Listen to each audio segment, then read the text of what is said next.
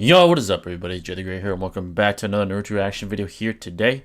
And today we have yet another video with a great 6, and as you can tell by the title, this is Obito Isn't the Problem, You Are. Analyzing Naruto. So folks, this title is definitely intriguing, mysterious, etc. Now, Obito does have his criticisms as far as his actions and his ideology is concerned, right? A lot of people are under the assumption that the reason why he made a 180 early in his shinobi career was because of Rin's death, right? To some people, that seems like simp energy. And I could see that side, but I think Obito is much more complex than that, right? Obviously, I don't know what exactly this video entails of, but I believe 6 is going to try and eliminate some misinterpretations or try to challenge the bias some people have towards Obito. Is Obito perfect? No. But I think he's much more complex than people give him credit for. And then I am predicting that 6 is going to be giving credit to Obito as a character and illuminating how complex and how great of a character Obito really is. So I'm very intrigued for this one. But before we begin, anyways, really appreciate it. Hit that like button, turn on bell notifications to stay updated with yours truly. And if you're new and you enjoy, man, you mess with the kid, make sure to hit that sub button, because once you do, become part of the family forever. But let's not waste any more time, screen. Let's see what this video exactly entails of. A lot of the war arc is completely misinterpreted. Whether it be some major plot hole people don't get, or inconsistencies, or maybe a fight is just bad that they don't like.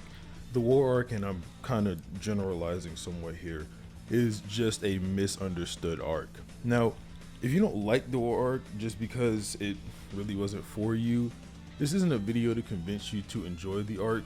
Right. This video is more so for the misinterpretations of the arc that I've seen throughout the years while being a part of the community. And as far as I can tell, 95% of them literally come just specifically from Obito.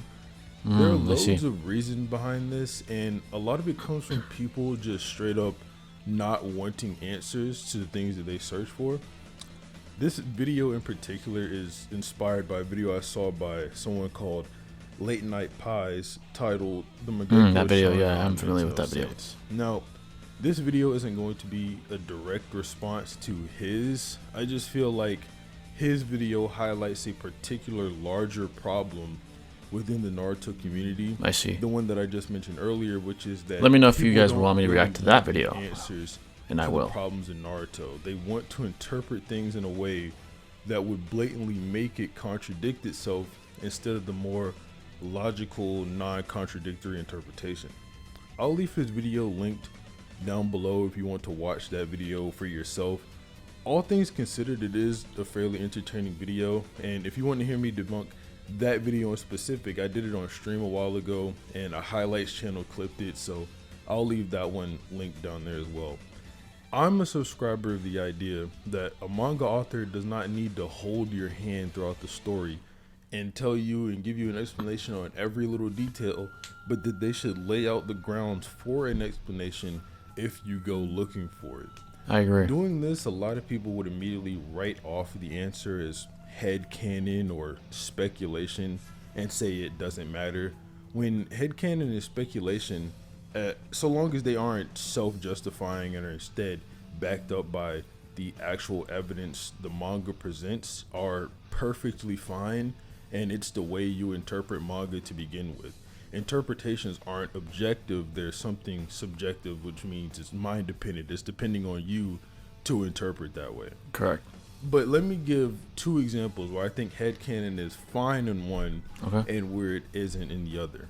Example number one, Hashirama did not continue to fight after Madara died because he was sad that his friend passed away. There is absolutely no evidence for this in the manga, so you can write this one off as complete headcanon. You cannot back that up in any way, shape, or form. In fact, if you use the data books, you could actually contradict that or Tsunade's statement where it says Hashirama died in vain for the village. It kind of implies that he went out fighting. But say something like Obito didn't go blind because Hashirama cells heal you is more like a probable conclusion than it is headcanon, at least in the typical way that the community uses it. Since we do know that Hashirama cells heal you and that Uchiha plus Senju DNA creates 6 paths power, which boosts your ocular abilities. In other words, you can sort of back up that interpretation through evidence presented in the actual manga. Right. Now, there's a clear difference in the way these two conclusions are reached. Absolutely. And I hope that I've conveyed that well enough just moving forward. These are not to be confused. All right, so I do want to steelman the argument and continue adding on top of it. So there are definitely individuals within the Naruto fandom, specifically the debate community, that disregard any kind of implication made. They say that it's not logically valid to do so. But in fact, their train of thought is fallacious because there is something called irrational induction, right? Not deduction, induction. Induction doesn't 100% objectively prove any such a claim, but it does guarantee it. And the purpose of using an induction is to prove that your claim is guaranteed to be correct over another claim. Let's say someone else that's combating your claim. Your claim triumphs over their claim because you have established a rational induction that guarantees that your claim is much more likely or more likely to some arbitrary degree than your opponent's. All right. So to bring up another example would be, so here's a good one that so a good example would be proving someone's durability in a fight where you can't see the entire fight drawn out second by second, frame by frame, right? And I've encountered this argument before. Someone says, well, you can't prove someone's durability because we didn't see the entirety of the fight. Well, let's look at Hashirama versus Madara, for example. How was it presented to the reader?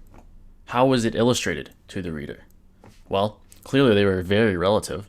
They were going back and forth in the panels that we were able to see or in the anime. And how did the battle conclude? With both of them visibly fatigued, visibly shaken by each other's combat prowess, and they barely were both standing. So how can we make a rational induction based off these facts? There's a couple that you can make. One would be, well, the simple fact that they're relative and the simple fact that they nearly both drop for fatigue simultaneously implies that they both have durability that is sufficient enough to withstand attacks from each other. The very fight that we see implies it. Like Six said, the writer can't give every single tiny little explanation because there's something called restrictions of manga, restrictions of anime, and restrictions of time. We can't show every single second of every single event of every single manga. That would be here for an infinite amount of time. It just isn't possible. Right? So the writer can simply kind of pave a path for you to go down to make the best rational induction possible. Now, another argument you can make based on the specific example I just painted out is this.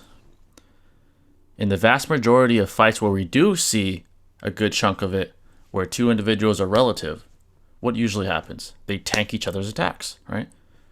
Naruto versus Pain, Naruto versus Sasuke, a few others that you could list. So you could say, based off the majority of fights where we do see two relative individuals combating, their durability is enough to tank each other. Hence, we could claim the durability is X level. So just because we can't see every single event or a good chunk of a fight in this specific fight, Madara versus Hashirama, doesn't mean we can't prove Hashirama's durability. In fact, we can make a rational induction, and if it's good enough, you can guarantee that his durability is at X level compared to someone that said it's not provable. Your claim is of higher probability than the antithesis of your claim, which is your opponent's claim. That's a rational induction. And that's a very logically valid way of debating fictional-based realities or any other topic for that matter. When you combat a very good rational induction, you're being fallacious. That is an appeal to ignorance. Oh, I didn't see it. I can't believe it. That's invalid. That's not logically valid. That's fallacious. And that's what Six is saying. And I agree completely. Let's continue on. I had to expand on his ideas here. Misinformation or misconceptions where people say something along the lines of, Kishimoto killed off Itachi because he would have easily defeated Madara. That's just blatant hearsay. That's never been stated in a single interview ever. Completely false, completely made up. But back on topic, the author doesn't need to hold your hand and tell you everything. Some stuff you just have to figure out on your own. I know the intro here is kind of ridiculously long-winded, but I kind of needed it to explain that part in the best way possible. But like, if you like this type of video, obviously leave a like on it and subscribe. But let's get started with a few of the problems people have with Obito. All right. Now, I'm gonna kind of generalize here at the beginning, or at least list out the problems I think people have, and then I'll get into explaining them. So the problems I've come across the most is that Obito has a lack of blindness in his eye. He is generally inefficient as the leader of the Akatsuki. Plot holes people think Obito introduces, which I'll get into later. Obito's decision making, which people generally think is bad. Kamui as like a whole, people have a problem with Kamui at I've seen that too. Every turn that can be explained in some way, shape, or form. Obito wanted to be wrong, and this is a big one. People don't understand that Obito wanted to be wrong and that he didn't actually want to do the things he was doing. Not to excuse any of his actions by saying that they were okay or anything like that. I'm just saying people don't understand how Obito's character actually works in terms of just that general aspect, which is exactly what I want to start with here. First things first, let it be known that Obito in one way or another has an identity issue.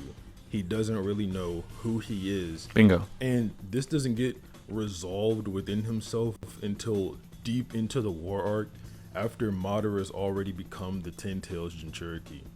This starts, I think, way back whenever he first fought Minato in chapter 502. This is also another misconception where people think that Minato thought that Obito was Madara, when all he did was ask the question if he was, not that he didn't actually think that he was Madara. But when Minato asked him the question, "Are you Uchiha Madara?" Obito then pulls down his hoodie, showing him his hair and whatnot, and then Minato says, "No, that's not possible, he's dead." Obito says, "I wonder about that," and then Minato says, "Well, in the end, it doesn't matter who you are. Why did you attack Konoha?" Basically saying, your identity has no relevance here. Why are you coming after the village? And I think this kind of stuck with Obito, because whenever he actually gets found out that Madara is alive and somewhere else by Naruto, his direct response is, "You can call me by my past name then, Toby. Now that the war has begun, names are irrelevant. Madara, Toby, use whatever you like." And then Naruto says, "You, who are you really?" And Obito says, "Nobody. I don't want to be anybody. I just want to fulfill Project Suki no Mi. Right. That would be enough." It's a good observation. For the next part of this discussion, we kind of have to go back to when Obito first got initiated by Madara, if you will, after Rin died, where Madara tells him to come here because today he's going to be the savior. And this is, I think, where the start of Obito's identity problems came from, when he was first named Madara by Madara in that little underground cave whenever Madara died the second time, obviously the first time being Izanagi whenever he was fighting Hashirama. And then we get this again in chapter 665, where we get a parallel panel where Obito starts walking towards Madara again in the same way after Madara tells him to come here. And then at the end of this chapter is when we finally get that Obito comes back to himself after thinking of him and Naruto's conversation inside that little mindscape whenever he was the Ten Tails Jinchuriki. And he says that at the end of the chapter, the current him is the him who wanted to be Hokage. He's finally Obito Uchiha again. So that's when his identity issues cease, ones that spawned when he was just a 13-year-old boy. This next part has the potential to answer multiple questions. Like this answer could kind of span over the general inefficiency and all that stuff that I was talking about earlier. But what I want to get into now is why Obito wanted to be wrong, and the things he was doing was more so to confirm his position rather than to actually do just evil things for the sake of being evil. I see what you're saying. So in chapter 655, you get this quote from Obito where he says, "After I lost Rin, the world as I saw it changed. It became a black hell.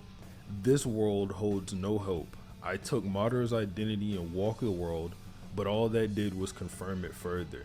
Even possessing this Sharingan didn't reveal anything to me because there was nothing to see."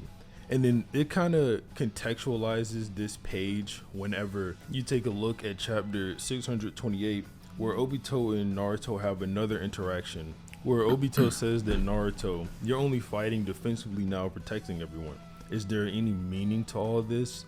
And Naruto says, "I bet you can't understand since you want to be alone, but it makes me super happy to have everybody by my side. Just seeing them all here gives me strength." And then Obito responds with, "If the pain of your comrades' deaths is part of your bond, then there's no need to protect them, no?" And Naruto's response is, "You quibbling bastard, I totally super hate that about you. Don't put words in my mouth, fool. I can endure any amount of pain if it involves my comrades. I don't want to give them up, even though it might be selfish of me. It's even more painful for me to not have any comrades here." He says this while holding his chest, obviously talking about not having any comrades in his heart. And then this makes Obito actually stop rebutting any of Naruto's arguments. He just has these three little dots that are supposed to imply an ellipses or a pause to say that he's thinking. And then Kakashi right under that says, "Obito, what are you confirming through Naruto?" And what he's trying to confirm is that he's wrong. He doesn't want to go through with any of the things he's doing. He's just doing it because he thinks it's the only way to go forward. Now, even though Obito pauses here, it's not like he accepts this answer. This is more just him thinking about it for the time being. We don't actually see Obito start to lose his way or lose his will until the tail end of the fight, when he's the 10-tailed Jinchuriki, in which we see the Sword of Nunoboko break. The Sword of Nunoboko is quite literally a manifestation of Obito's will. And you get to see that Naruto, through powering up his comrades and having his comrades help him, actually gets through Obito's first true secret orb shield. And then him and Sasuke, while going forward with their gigantic Kurama Susanoo blade, clashes with the Sword of Nunoboko and just completely breaks it. This is after Obito starts seeing images of him and Kakashi beside Rin's grave, standing with the rest of the Konoha Jonin, looking up at the hill, seeing his face on the Hokage monument, picturing himself as Hokage. He doesn't understand why he's seeing such images. And then while he's doing that, like I said, his will broke, and then Naruto and Sasuke were able to overpower his Sword of Nunoboko and just go straight through him. This is obviously them winning the battle over Obito's will, but then after that, Obito is sort of just stuck in a weakened mental state where he's just sitting there defeated. They've just cleaved him in half, and Naruto has to go talk to him, obviously to weaken him so that everyone else, while working together, can pull the 10 tails out of Obito. And then that's how obviously Obito is defeated and whatnot. Everybody saw that. And then obviously, later he gets his identity back. He dies protecting Naruto, blah, blah, blah, blah. Yeah, so again, I want to steel man on 6 great arguments here. He's making great points, and he's exactly correct about Obito's character. There is a certain intrinsic dichotomy within Obito. There's a certain tug-of-war of ideology within Obito from the very time that he switched sides, I guess you could say, after seeing Rin's death, right? One side is the one that's trying to carry out Madara's will. That's the one side. The one that we see throughout the majority of the Naruto timeline until obviously he becomes 10-tailed Jinchuriki, his will starts to weaken, his convictions starts to waver. The other side is the good side. The good side that's telling him, maybe we're not right, maybe we shouldn't have taken this path. And this voice, right, this side of the dichotomy, doesn't get louder until he's introduced to Naruto thoroughly in the war arc, right?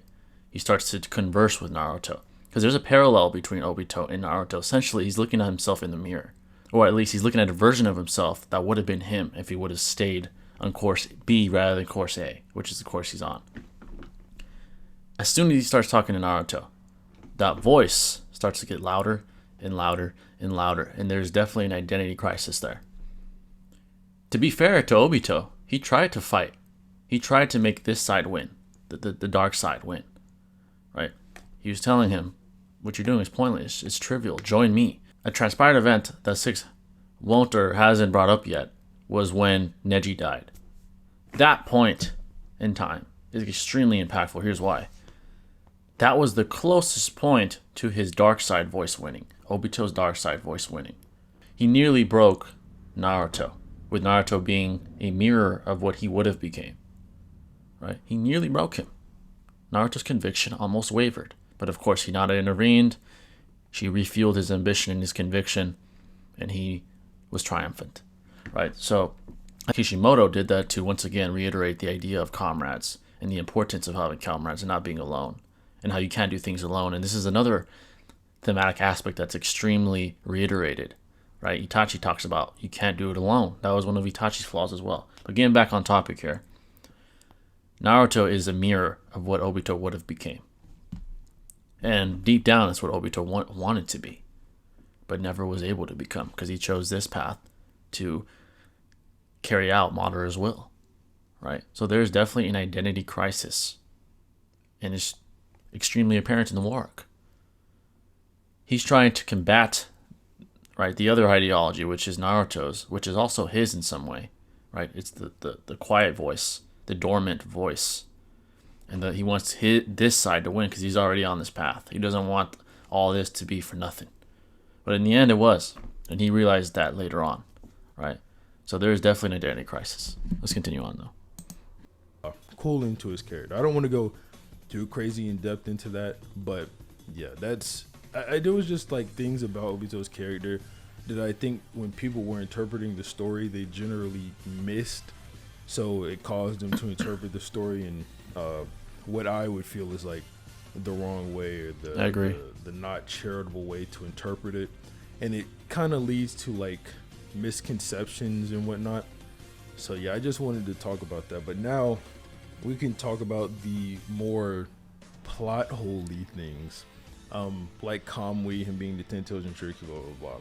So a common plot hole, or quote unquote plot hole, that's pointed out. And this is kind of about Kakashi, but it's Obito's Mangekyo, so I'm counting it anyway. Because I did say Kamui as a whole in the beginning, but whatever. People say that Madara shouldn't have been able to use Kakashi's eye to go into Kamui because it's never been shown to work like that. That's wrong. We see Kakashi come out of Kamui with that eye, and Obito says to Kakashi, oh, we have the same eye, so you can do the same thing I do, basically.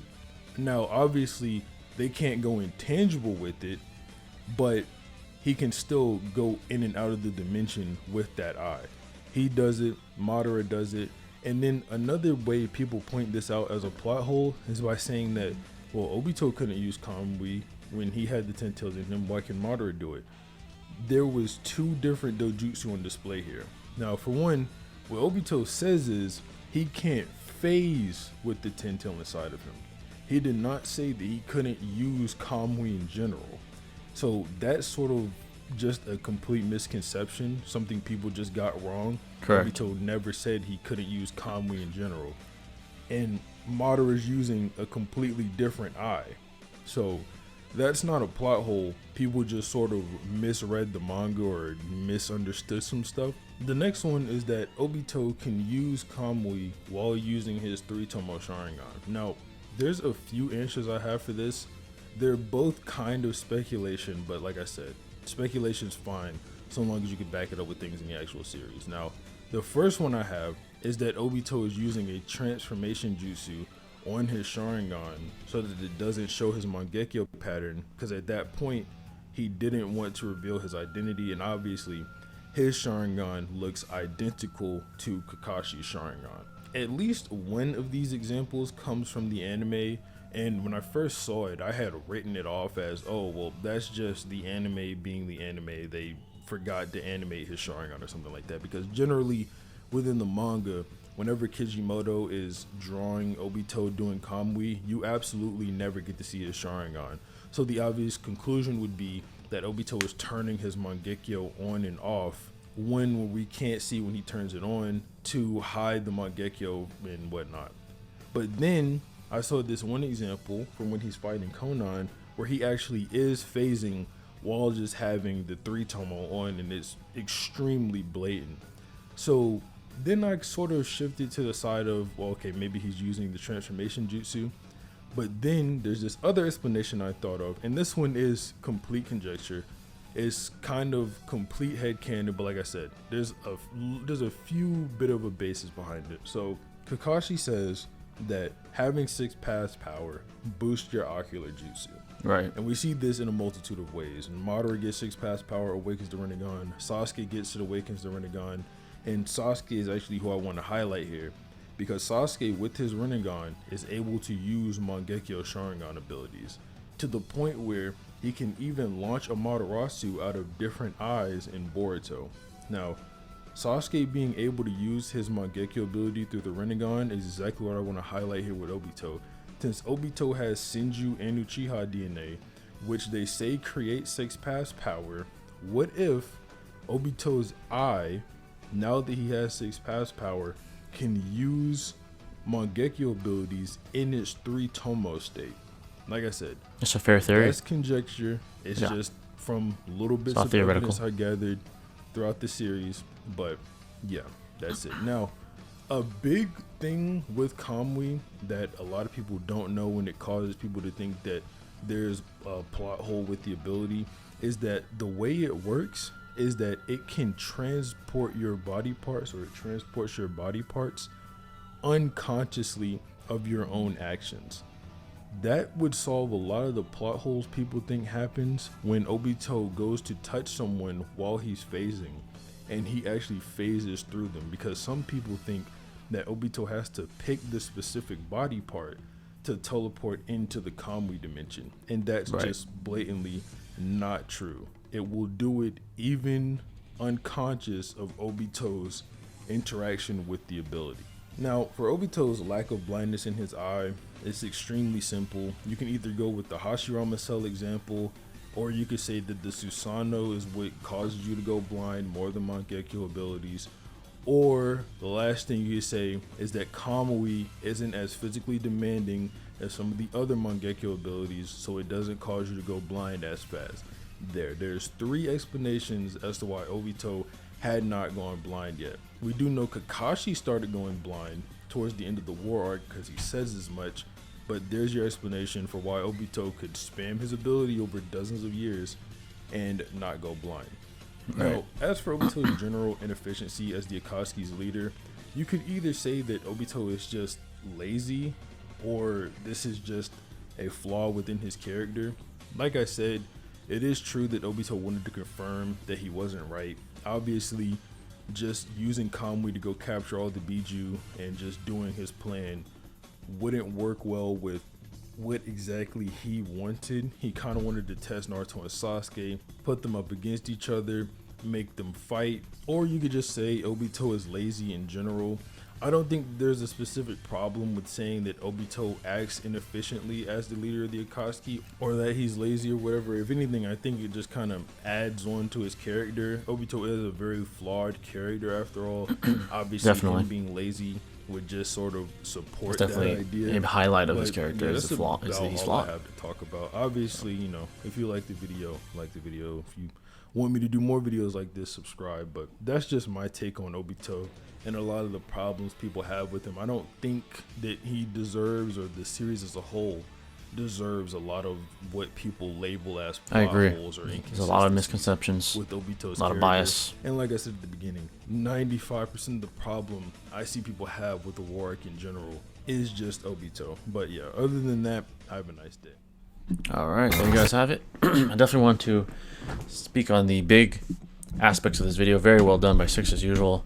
He highlighted the problems perfectly, and he basically debunked, or at least heavily challenged, the heavy misinterpretations of Obito. He did it very well.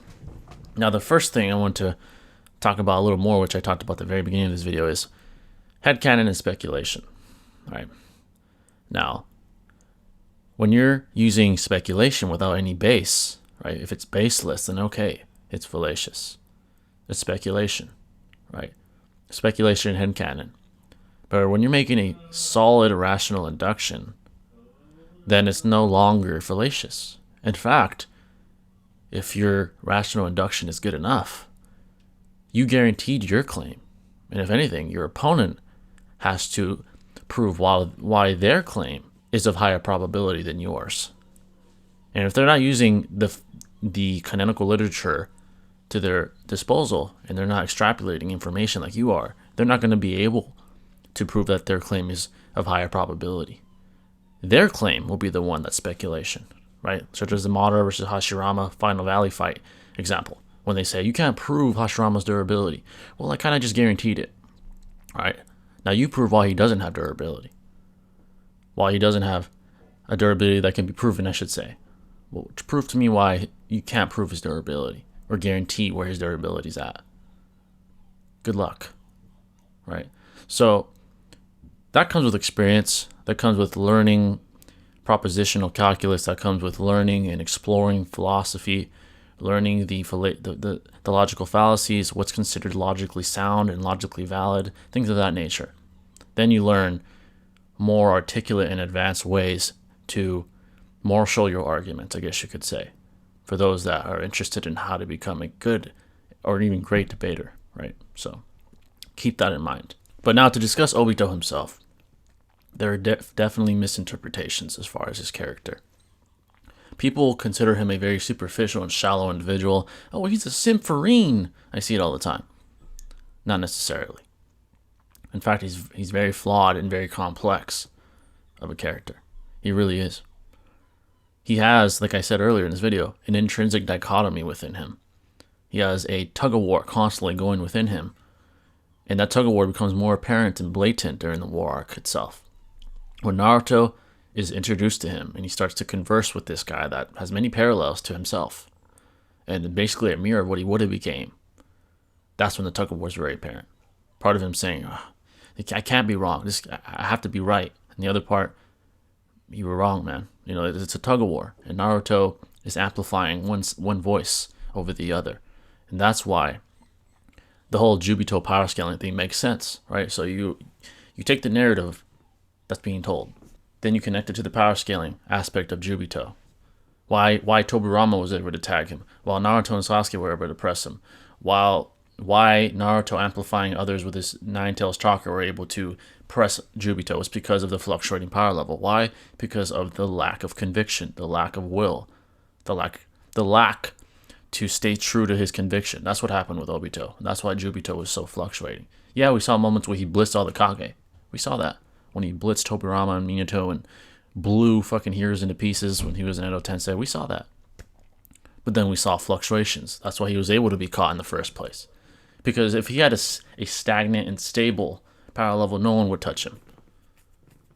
No one would. Minato and Tobirama would not be able to catch him. He has blatant mental nerfs. And people say, that's not provable. Yes, it is. Yes, it is. My claim is of higher probability than yours. Your bias is the only thing that's countering my claim. And bias doesn't work when conducting irrational deduction or induction. It's not logically valid. It's not. It's an appeal to emotion and an appeal to ignorance. So you prove to me with logical deduction or inductions or both why my claim is inferior to your claim. Good luck, right? So that's, again, connecting the whole idea of speculation and headcanon versus rational induction. Sometimes the line gets blurry, but for the most part you can tell if your claim is valid or not.